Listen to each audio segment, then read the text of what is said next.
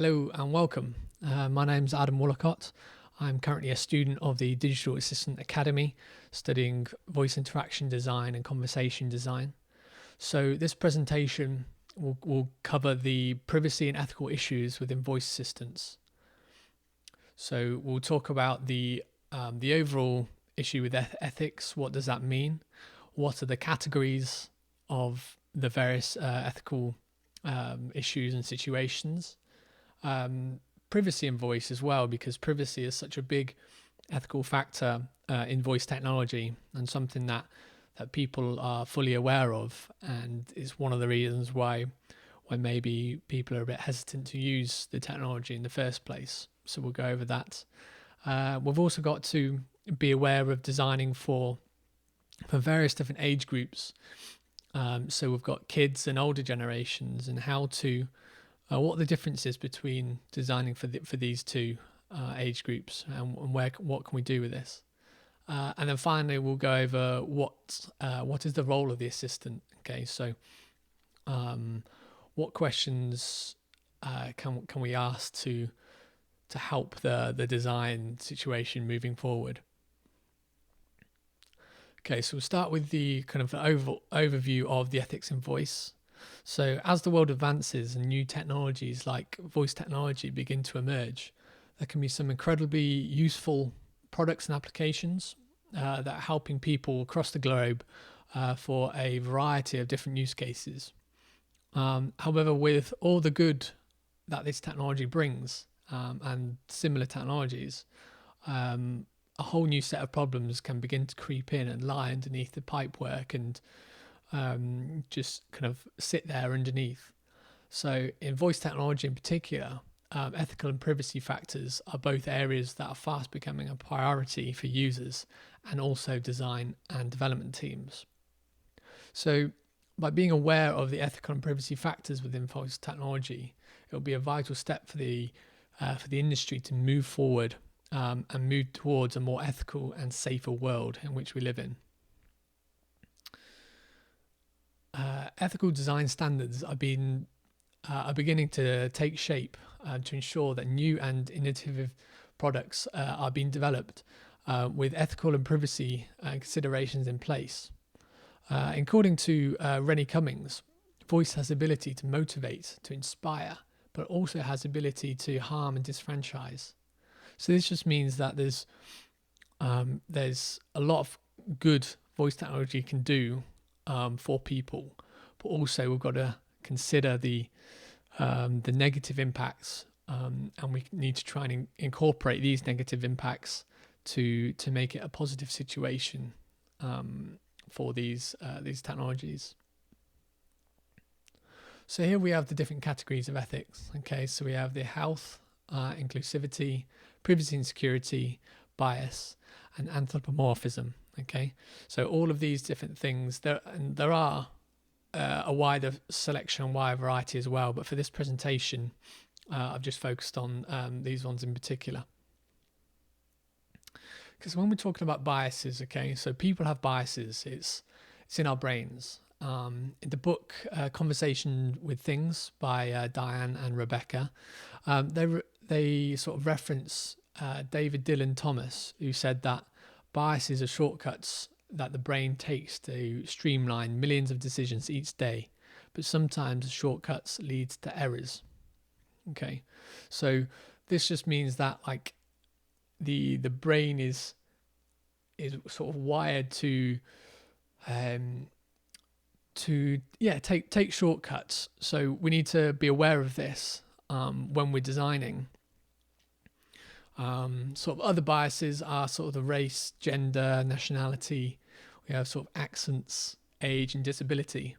All of these things have a whether it's a subconscious bias or not. They sometimes creep in. So by being able to kind of be aware of this situation, we can help to create better products. Okay, so anthropomorphism. Okay, so it's basically the process of giving voice interfaces a series of human qualities with the main goal of establishing a relationship between the human and machine. But why is this important?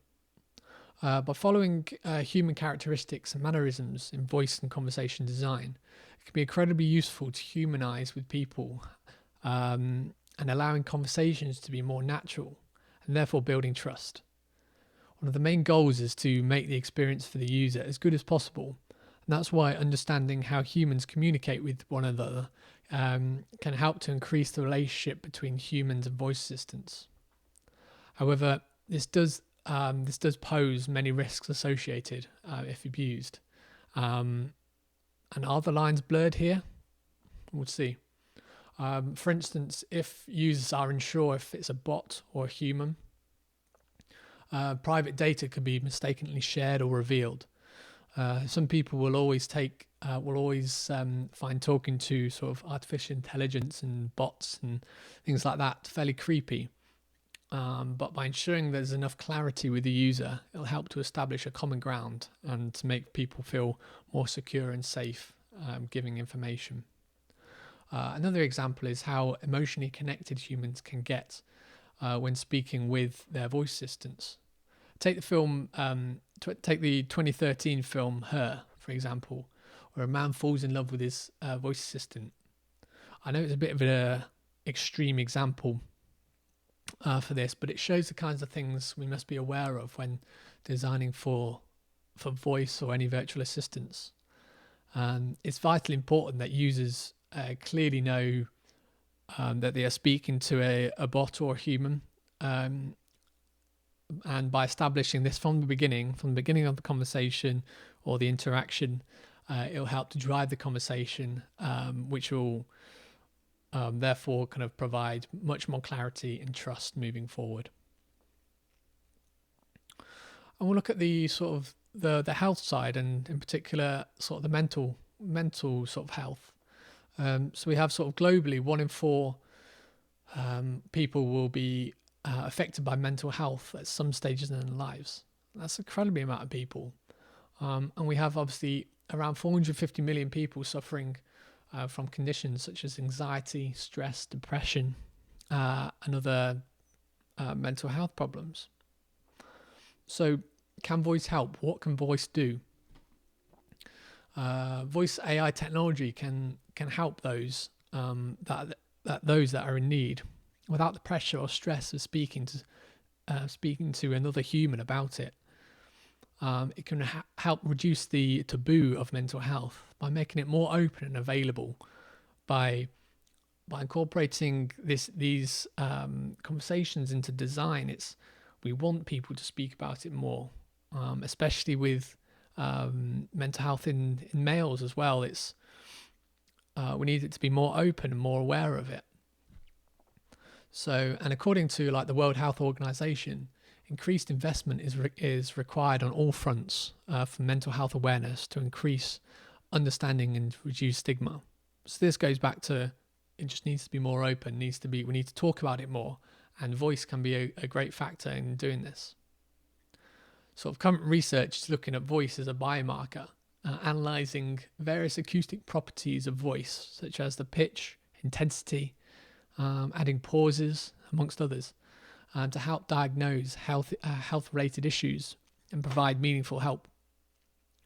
The voice industry sort of needs to work alongside healthcare professionals to provide safe and critical information to help people. This can be done by incorporating various responses that can be understood from the questions, statements, or utterances from the users. The industry is already doing this in some parts, but it still needs to be improved throughout all the brands and companies involved in voice technology. And we talk about inclusivity. So designing for accessibility and inclusivity is a vital step when talking about conversation design with both chatbots and voice assistants. According to the World Health Organization, 50% of the world's population are believed to be living with a disability. So that's an incredible amount of people that are living without the means of help. This can kind of incorporate many different areas. We look at languages, we look at accents, disabilities, visually impaired, speech impaired, people who, so digital immigrants, so people who aren't that fond or used to technology. How can we incorporate them and create technical situations and scenarios for them to help them, and look at age and gender as well. So looking at the gender of the voices within assistants, for example, this is one of the kind of high topics the past couple of years. So the majority of voice assistants are female, or at least default to female. But we are starting to see a change now with sort of companies such as Apple and Google adding multiple voices to their voice assistants and removing the default option when they start up. So it doesn't go straight away to voice. They have the option to choose male, female, or even another. So like we're even starting to see the emergence of genderless voices. There is Q, the world's first genderless voice to reduce gender bias in voice assistants. So this is another really interesting area that's developing, and I think it just shows that we have to have this in mind, and give people the choice, give people options when they start.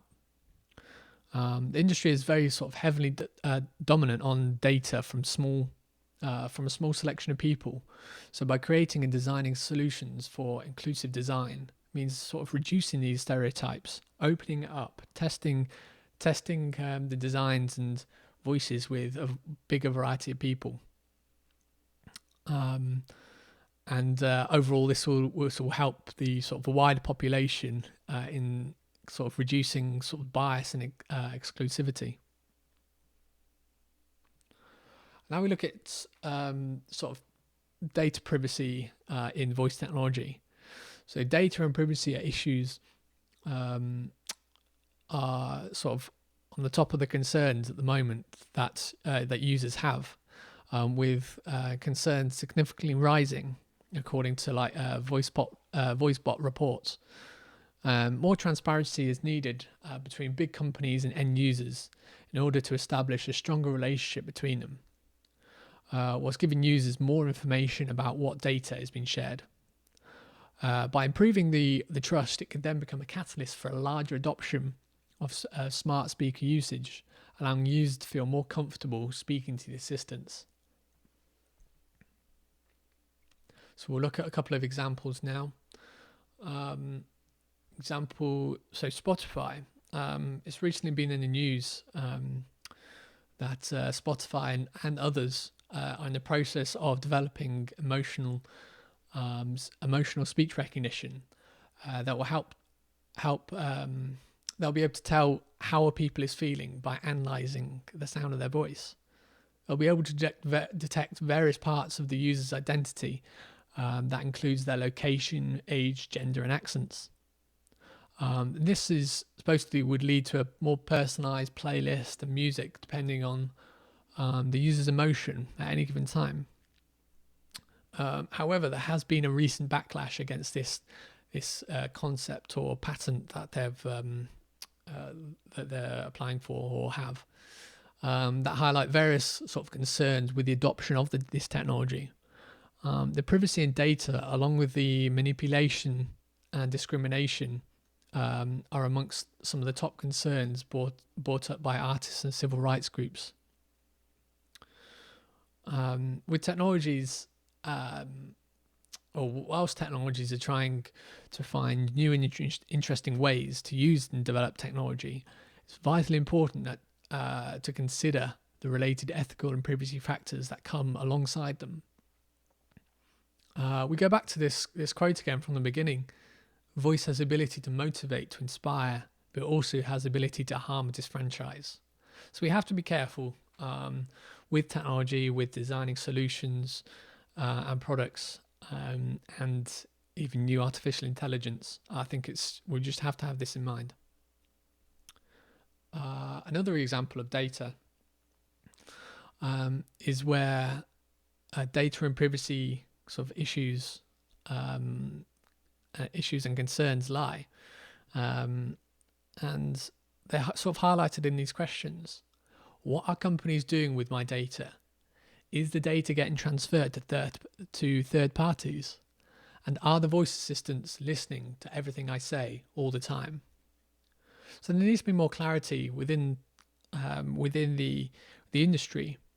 And there's been one or two high-profile sort of glitches and errors in data security and voice assistants. In 2018, an Alexa device recorded a private conversation between a couple in their home, which was then sent to one of their contacts.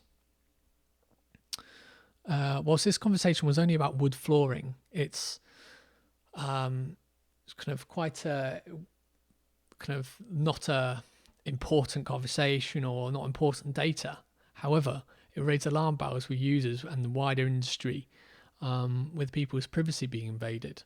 People don't want like that was obviously an error, but it still happened.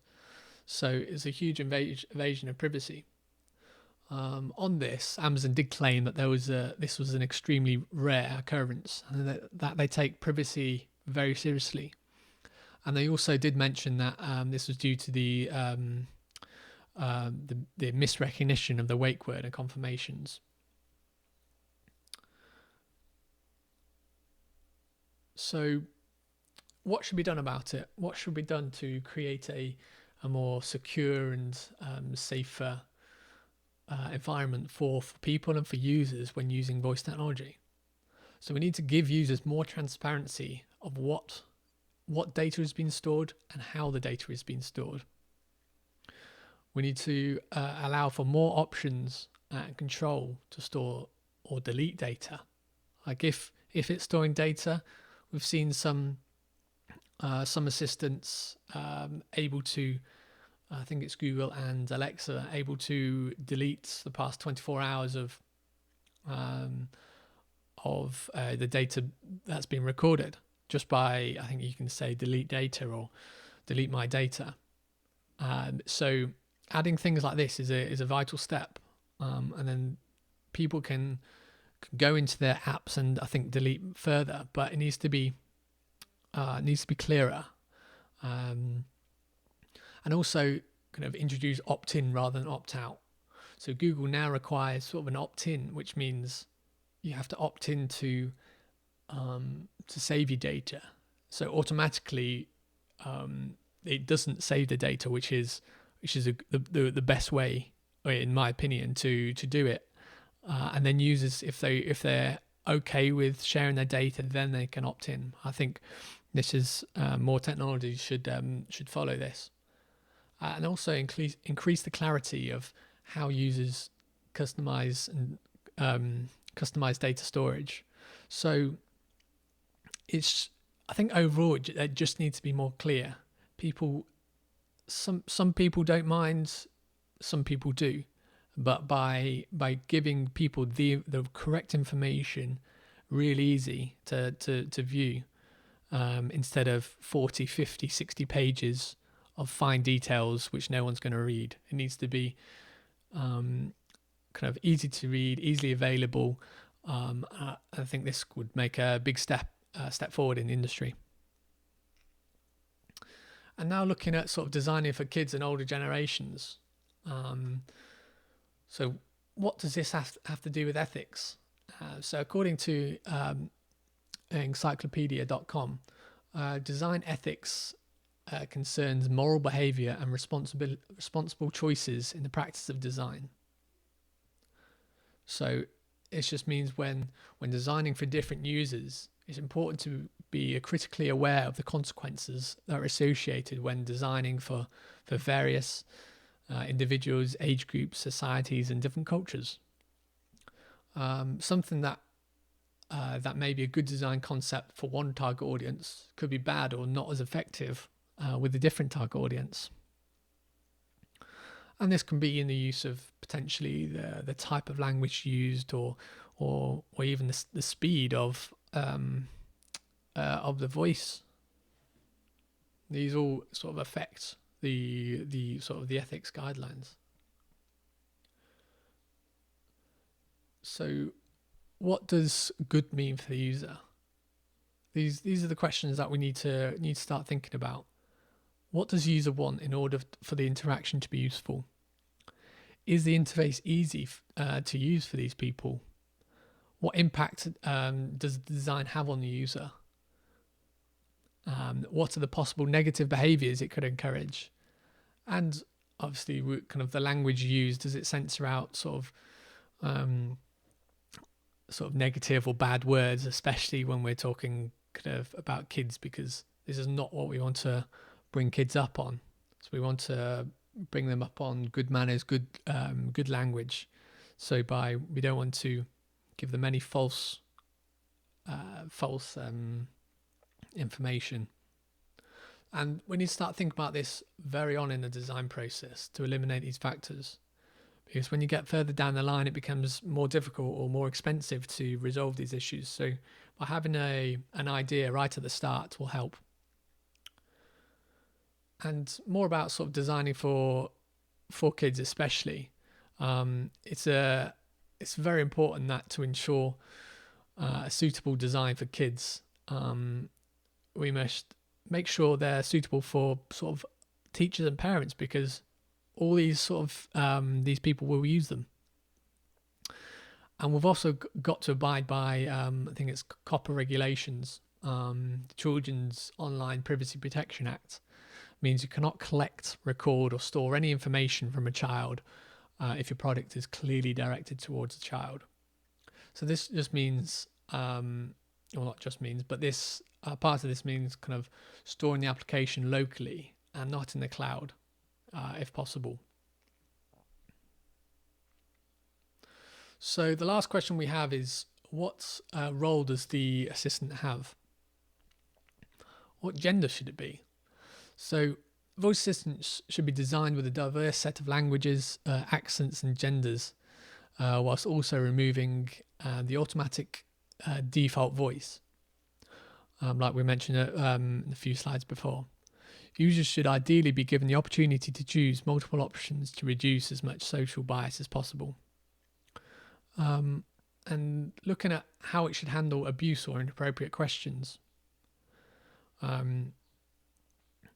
Looking at dealing with both abusive and sexual language through voice assistants is another important step at developing a more ethical world in which we live in. Previous responses have tended to make light of the remarks and abuse directed towards voice assistants. In a recent evaluation I produced that looked at some of the responses different voice assistants gave when asked inappropriate questions or abusive language, it was interesting to see that most of the responses gave a light-hearted approach and style, with very few of the responses actually pointing out that it's an incorrect way to speak. For example, when asked, why are you stupid? Out of Alexa, Google Assistant and Siri was the only one to point out that that's not very nice. The other two went along the lines of, I don't know what I did wrong, but we welcome the feedback. So although this works in terms of improving the assistant, it does not help with reducing the abuse. According to Conversation with Things Again by Diane Devil and Rebecca Ivanhoe, there are several questions that about the most effective way to respond to these sort of abuse. And there are sort of two potential ways. The first could be to ensure that the user knows that it's not an appropriate thing to say, or simply just tell the user that they don't respond to things like this. And the other approach could be to shut the assistant down straight away and by closing the conversation. So these different methods can help to reduce the abusive language aimed at voice assistants, and even to teach people that the type of language shouldn't be used at all, even between voice assistants and technology, humans to technology, and also humans to humans. So just to summarize, sort of throughout this presentation, I've sort of mentioned some of the common ethical issues in voice technology. There are, of course, many other different issues and areas of the conversation to ensure that products are created in the right way. It's important that we, those who are in the industry, work alongside others to continue to follow changes in technology and also society to ensure that we create products and solutions that follow guidelines that are ethically correct, secure, and reduces bias, helping to create a more equal world where everyone is on a level playing field. And if this is done correctly, voice technology can play a huge part in achieving this. So thanks for listening to my presentation. Sort of been great to learn and understand all the ethical guidelines and ethical practices in the voice industry. If you'd like to reach out to me and we can talk about it, I'll be more than happy to. You can just find me, Adam Woolacott, on LinkedIn, and we can discuss there. So thanks very much.